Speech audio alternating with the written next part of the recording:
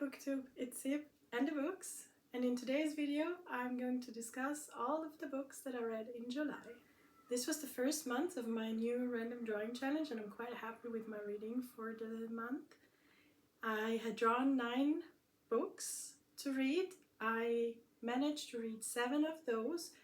1 more I finished on the 1st of August, and then I squeezed in 3 other books that were not on my list but where I found out I had a deadline to read them for free, and so I sort of squeezed them in, which is part of the reason why I didn't get to the other book that I had on the list. So we're going to talk about the books that I actually managed to read in the month of July. Somewhere in the corner here or here you can see the overview of my drawing challenge with the categories that I set up, where I draw from, and we're going in order of that list. And the first one is the paranormal romance and urban fantasy category that I don't draw, but I decide on what to read based on the books that I already own and how fast I can finish off some series, because that's one of my goals, is to reduce my active series. So the first one I decided here is this series by Mary Janice Davidson. It's an early 2000s, written in the early 2000s, and it's a mermaid series with 3 books. I have the German versions here. I'll add the English books over here in case you're interested which ones they are. And I had read books 1 and 2 in the past already. I thought I would remember enough to just go ahead and read book 3, but that was not the case when I actually started to review what this book was even about. So what I did was I read book 1, and then next month I will read book 2, and then in September I will read book 3, and that's then finishing this series. So what is this about? The series is, the main character of the series is Fred, and she is a half mermaid. Her mother is human and a hippie, and she had a one-night stand with apparently a merman, which she didn't know, but she got pregnant, and that's how Fred came to be. The merman left her the same night, never to be seen again, so Fred doesn't really have any ties to her merfolk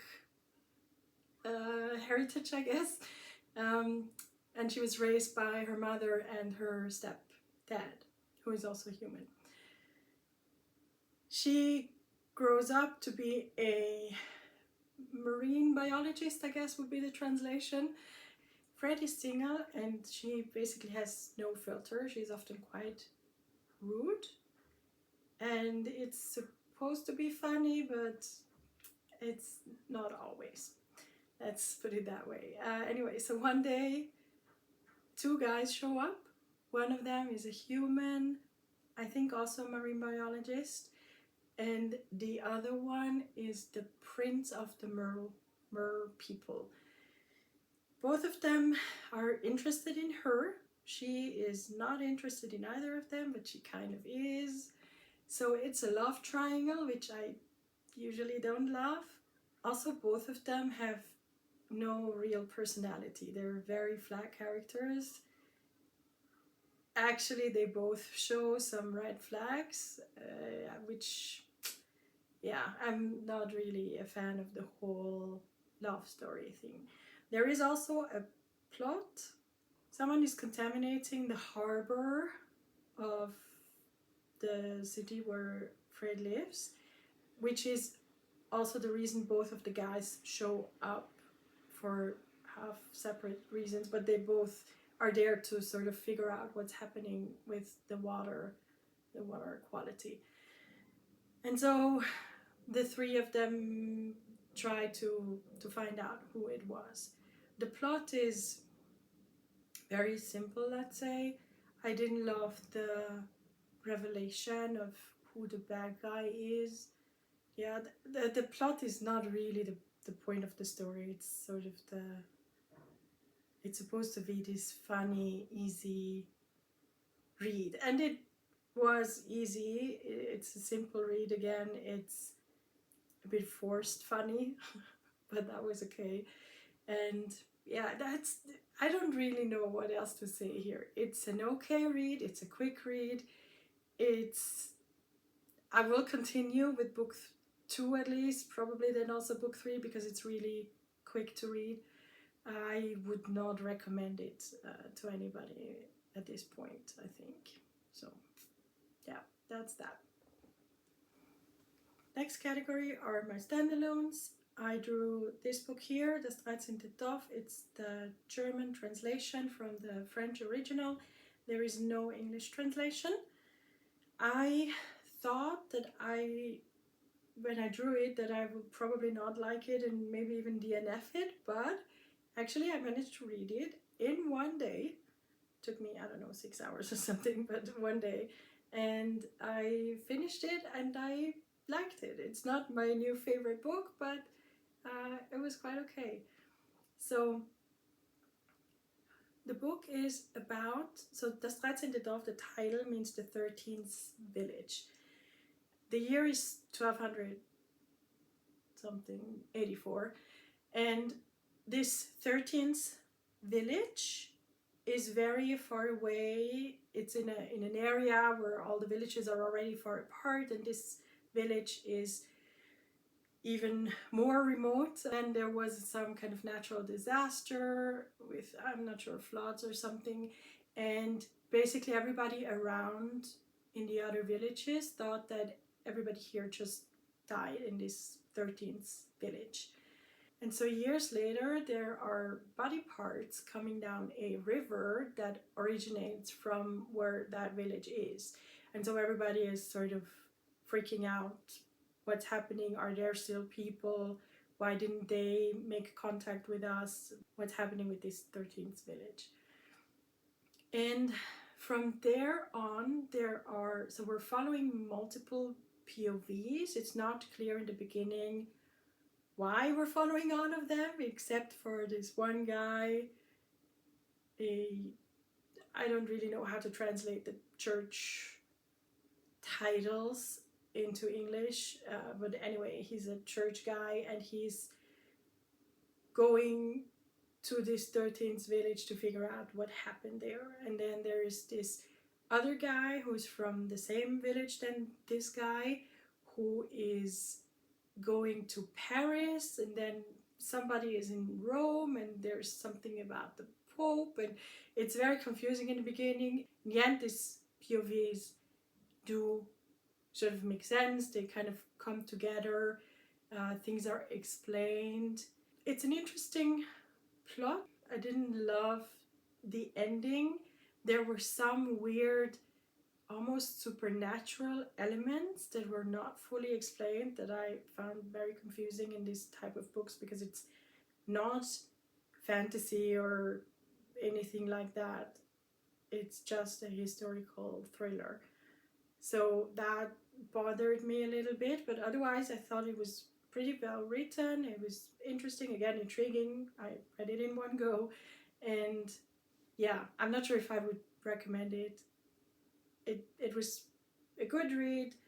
I'm not sure if I'm gonna keep the book or not. I'm gonna put it probably on my maybe potentially to be given away pile. I have this sort of system where I mark, so sometimes I decide I just want to unhaul something if I really didn't like it, or if I DNF'd it, then I'm gonna unhaul it. Sometimes I'm not sure if I want to keep it, so I'll mark it in my Excel file as a maybe, and then I will review it in a few months. And if I have been thinking about the book, if I remember it, and if I'm still positive about it, then I will keep it. Otherwise, I will get rid of it. So I think this will go in that pile. The next category is the one of the ongoing series, the series that are still actively being written about the author. And that is currently, for me, Dungeon Crawler Carl, one of my absolute favorite series of all time. I am on book 6, is what I read.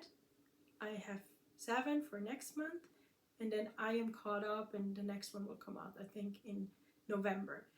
Because I'm already book 6, I don't want to spoil anything for this book specifically. Just to say that I loved it just as much as all the ones before. In my head, everybody already knows this series, because people that I watch, at least, everybody just loves it and they all read it. So, but in case you haven't, I'm gonna give you a little bit of an overview of the first book, or of the general premise of the book. So the main character is Carl, and his ex-girlfriend's Persian prize competition cat called Donut, Princess Donut. And one night, Princess Donut gets out into the cold, like she slips out the window, and Carl has to go fetch her. So he goes outside in his boxers and I think flip-flops, or not even any shoes.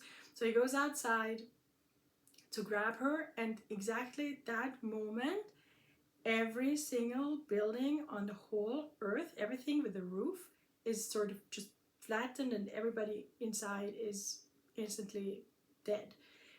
Everybody who's still outside gets a sort of voice in their head that claims that Earth has been claimed by some kind of alien race group, and they will mine it for the minerals and everything that there is.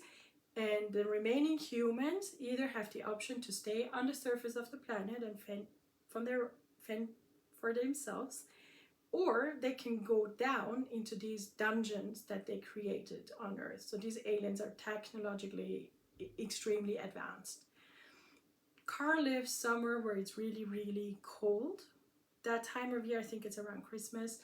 And so he, with how he's clothed, he basically has no choice than to go down to the dungeon. And that's where the whole story starts, is that everybody who goes into the dungeon is now a crawler, a dungeon crawler. And the concept is, so the genre of the book is called Lit RPG, literary role-playing game, which is a video game genre. And the idea is that these crawlers have to fight as if they were in a video game. They get an inventory and like slots that they can add power-up rings, and there's a lot to it. You don't have to know much about RPGs, I think, in order to still enjoy the book, because everything is explained quite well, I think. Donut, the cat, gets a sort of treat that makes it so that she can talk and they can all understand each other. So now Carl and Donut are a team, and they have to fight against goblins, monsters, and sometimes other crawlers in order to survive. There are levels to the dungeon, so every couple of days or weeks they will go a level lower to the next floor, and it's mostly one dungeon level per book, and there are different challenges that these aliens prepared for the crawlers. So yeah, that's the basic premise of all of the books. The biggest thing about this is, I think these are one of the funniest books series that I have ever read. It's really laugh out loud funny. It's absurd in a lot of cases, but it's also very character driven. There's a lot of action, obviously, but there are also some slower, introspective times where the characters discuss with each other. They have to cope with what's happening. A lot of people are dead. Most of the people they know are dead, and more are dying every single day in these dungeons. So it's also a very emotional book. I think I love these scenes almost as much as all of the the rest. It's really well done. I really like the main characters, both of them. Carl is like a bit of a himbo, golden retriever, very fun guy, and Princess Donut is a cat who can speak and has more intellect than usual cats have, but she is a cat, you know, based on the things she says and does. It's really, really funny, and if you haven't read it, please, please, please do. And please read listen to the audiobook. It's so good. It's the best audiobook that I've ever listened to. I listen to a lot of audiobooks, and it's so awesome. The narrator does an absolute amazing job with the voices and just everything. Honestly, trust me, if you take away anything from this video, please read Dungeon Crawler Carl. It's amazing. And I have not met or heard of a single person who actually did not like it, I think. So chances are you'll like it too. The next category was finishing a series that I had already started with less than 3 books. And I drew this here. This is book 1. This was Foul Days. I read this in December. Then there is a short prequel novella that I read in January this year. And so now I got to book 2, which is the final book. So this is a duology. This is Monstrous Nights. The author is Genoveva Dimova. I think this is her first book duology, and I absolutely love this. This is also one of my new favorites. Both of the books are really, really good. Also the prequel novella, I liked it. So because this is book 2 and it builds on what happened in book 1, I don't want to spoil anything, so I'm going to talk about this more in general. Our main character is Kosara. She's a witch who lives in a place where every new year the veil to the monster realm gets really, really thin and monsters start attacking her city. Her city is sort of there's a neighboring city that is protected with a wall that's impenetrable for the monsters, and so her city has to fight against the monsters on their own. The witches in the city are responsible for creating these protections and things for the 10 days, the Foul Days as they are called. That's the title of the first book. In order so the monsters can't get inside where the humans are hiding from the monsters. There is a czar of monsters called the Zmei, and there's some history between him and Kosara. She is trying to hide from him because he wants to get to her, and in order to hide from him, she is bartering away her shadow. And the shadows for the witches are their source of power. So now she's powerless, and within 1 year she will lose herself or her life if she doesn't get her shadow back. So the book is about her journey trying to get her shadow back. I think this book is very unique. It is inspired by Eastern European folklore. It has the title of the series is a Witch's Compendium of Monsters, and there are a lot of different monster types that Kosara knows a lot about, so she's an expert in those. We learn about the monsters, how to defeat each of them, what are their specialties, kind of things, what happens to people. So some of the monsters are things that we know, like a kind of werewolf type thing. So we deal with people who are infected and going to turn, and some of the monsters sort of live amongst the humans, and I think it's very unique, and I think the books are both very, very well written. I couldn't believe that this was a first-time author. It was well written. I think it was also really well edited. I did not detect any sort of logic issues or plot holes or anything like that. I just really loved every single minute of both of the books and the novella.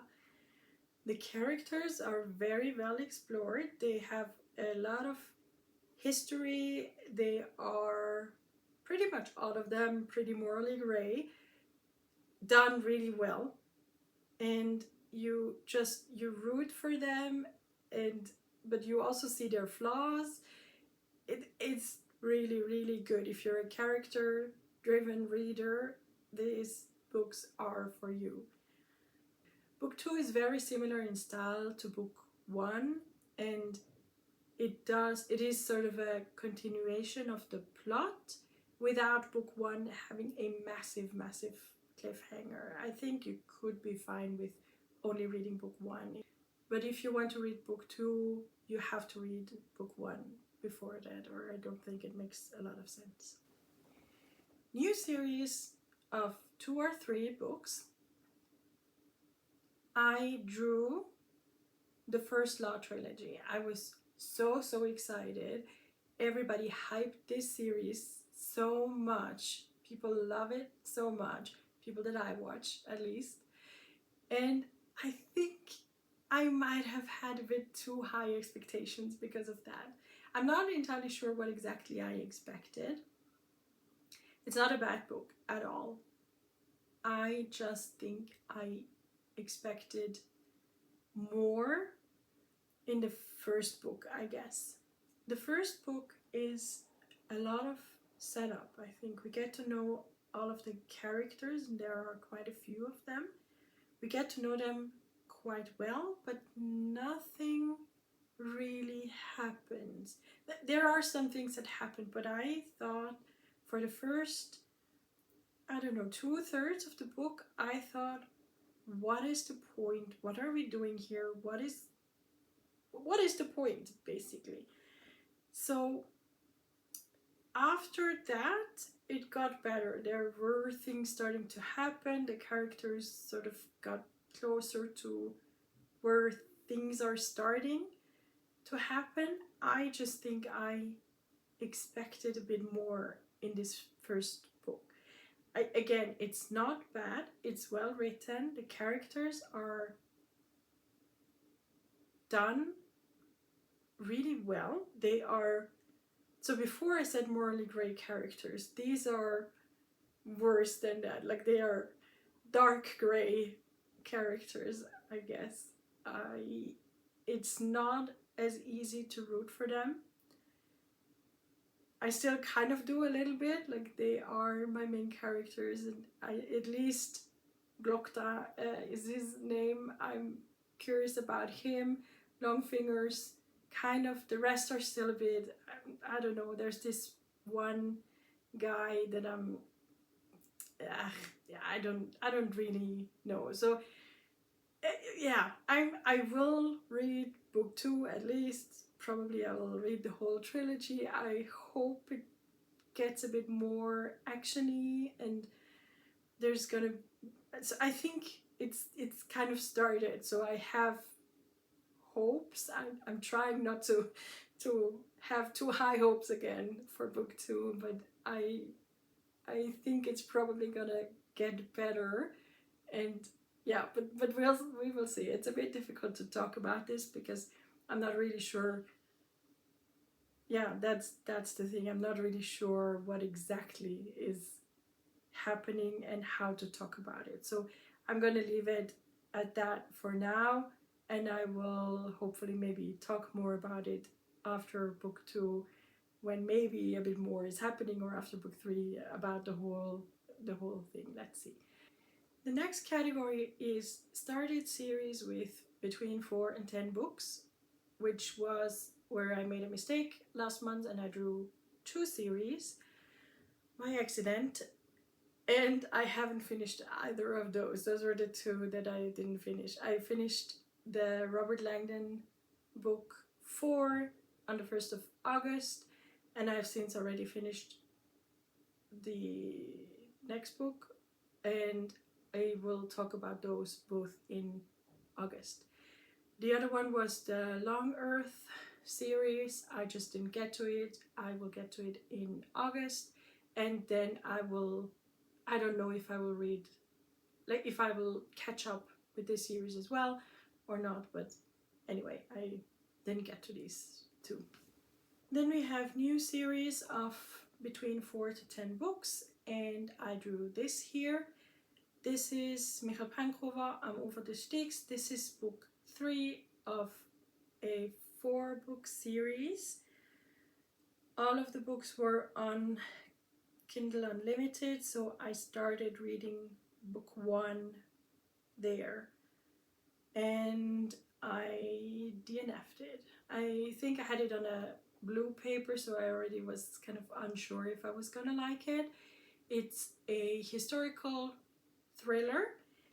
I read about 50 pages, and it's not badly written. It's just really not my writing style. I don't like this sort of old-fashioned, I don't know if that's the right word in English, but this old language. I have a hard time enjoying this and being in the story. I know that a lot of people like this or have this as a requirement when it's a historical book, but I just don't like reading it.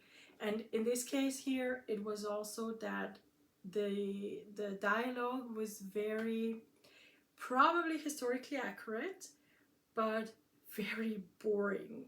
A lot of societal conventions, I guess, in the dialogue. I don't really know how to explain this very well, but anyway, I just didn't like the writing style. And again, it's not about the book, this is just my personal preference. And I DNF'd after 50 pages, and I'm going to unhaul this book, which I'm not bad about because that means more shelf space, and I could use more shelf space. So yeah, DNFing this. The next category are the long series that are 11 books plus, and this was the one that I had already started. I am counting Brandon Sanderson's Cosmere as one big thing because that's one of the goals that I wanted to get to this year and following, was reading the Cosmere. And so even though this is a trilogy, I'm counting the whole Cosmere as the big series. So I had started the beginning of the year with Mistborn, and now I finished with, what's the third one? The Hero of Ages, right? And so I'm reading these more or less one book every 2 months, roughly, or however many I get to. I'm not in a hurry here. I loved Mistborn. So I also here, I don't want to spoil anything in case you haven't read it. So I'm going to talk about the main premise and more about book 1 than any of the others. So this is fantasy with a hard magic system where there are set rules, everything is explained properly, and yeah, I really liked Mistborn, the whole series. It's really great. I understand why people love Brandon Sanderson now. Every book in this trilogy, and I think probably also all of the other books of his from what I have heard, is, first of all, they are quite big. There are a lot of pages in these books, and always in the beginning, so they are really well written and they are easy reads, also for someone who's not a native English speaker. They're easy to read, but they drag a little bit. Always in the beginning of every book, I had the feeling of, is this really all necessary? Do we have to go into that much detail about the explanations and all of that? And always, without fail, in the end, you're like, okay, no, it was worth it. We did need all of that information, or at least it was worth it.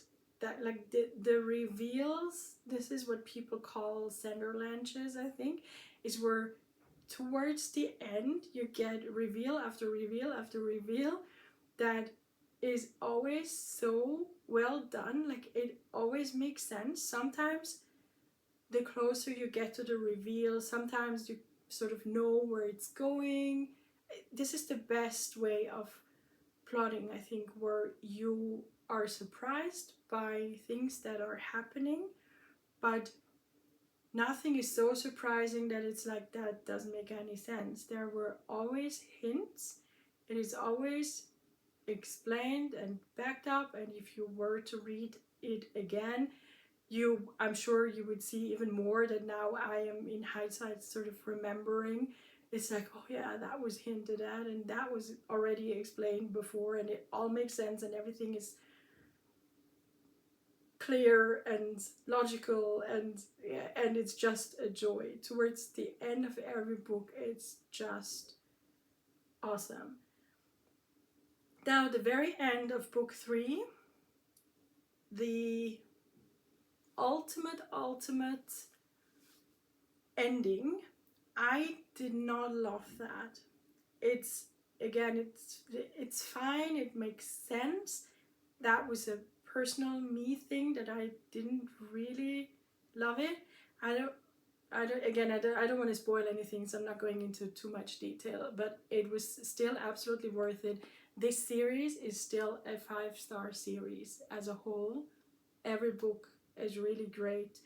Great characters, a lot of depth, a lot of details. There's a lot of thought behind it. Great plotting. It's great. If you haven't read it, if you like fantasy, I definitely recommend Mistborn, and I will continue in the Cosmere universe. So the last category was starting a new series with 11 or more books. And last month I had decided that I didn't want to draw from that because I didn't yet know how many books I could get to, if it wouldn't be too much or anything. I have drawn it now for August, but I didn't have anything for July in this category. But I did read 3 more books that were not on the list. That's a whole series. The series is called Blood Type by K.A. Lindy, and I have read her The Wren in the Holy Library before. I really like that book. It's, I think, a duology, and I already have the second book here. I also want to get to that soon. The Blood Type trilogy are earlier books of hers, and they were quite bad, unfortunately. The good thing is every book got better. They were relatively short. I listened to them on audiobook because they were free. I had this deadline that was mid of July. That's why I sort of squeezed them in. And so because they were free and because they were relatively short, I pushed through. Again, the end, the third, so I gave, I think, book 1 I gave 2 stars, book 2 2.5, and then book 3 3 stars, something like that. The plot was okay. That was what made me continue listening to it. Otherwise I would have had to DNF it. The characters were so annoying, especially the main character, the female main character. She's like, oh, so tough, but she is just stupid. I don't know how this girl survived so long in this world where we have vampires and it's super dangerous and corporate greed like to the absolute max. It's I really did not like the character work in this book. Also, the male main character was very stereotypical. Again, it got a little bit better with every book. Her writing got better with every book. I'm not sure if this was even her debut or whatever. And then considering that now her new series I really love, so I think that's quite interesting to see her development as a writer. I thought really you can see how much better she got with each book. So that was kind of interesting. I'm glad I read it. There was a very interesting cameo is the wrong word because it's the first trilogy, but like one of the characters in the new series showed up in towards the end, I think in book 3. That was kind of fun and interesting to see. So yeah, it was fine. I wouldn't recommend it to anyone unless you really love maybe the Ren in the Holy Library and want to have a little bit of earlier lore of the world. But again, be prepared. If you don't like characters who make stupid decisions just to further the plot, then yeah, maybe that's not the one to read. So yeah, that was all I read in July. I had a good month. Again, there were some books that I wasn't too fond of, but also some really good ones. I had a lot of 5-star reads and some okay-ish 1 DNF.